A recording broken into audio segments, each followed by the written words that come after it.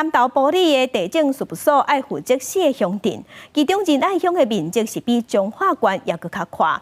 也若七龙县是爱8县8家辽溪过岭，未输海军陆战队。因为工课无勤考，所以人员一直补袂甜。县府即马是打算要找其他的人来斗相共，即马嘛有计划讲要搁设一个地政事务所来缩小负责的范围。 换3、4公斤的装备到当地了后，提出全7站经位于青牛角度距离较临地质度点的所在。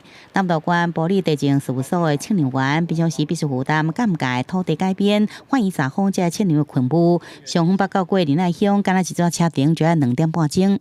路途比较遥远，它其实基本上1天的工作时间就被压缩得很紧。然后到现地之后，通常都要就是冒险到那个丛林里面去。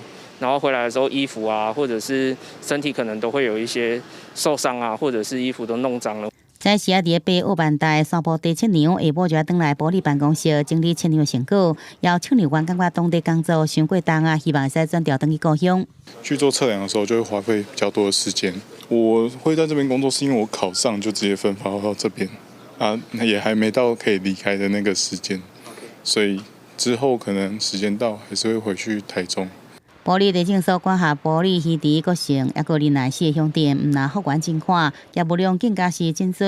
2022年土地切牛业务有4500件，建部的切牛有700件，名列南投县第1名，被称作是地政界海军陆战队。甚至有人扣掉甘愿停考，也无愿意来报道。切牛员编制15人，不过登记欠4个人到7个人。就是目前是我们缺7组，我们这次112年的那个高普考分发的时候，我们总有报3个高考，1个普考，可是都没有人报到。从其他地所跟我们自己地政处调派这个相关的测量人员，先到埔里所去支援辖区的一个重新划分，或是增设一个地所来解决这个长久的这个问题，来做根本性的解决。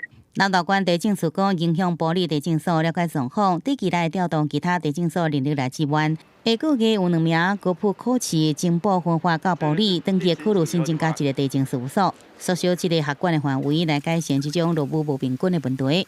记者综合报道。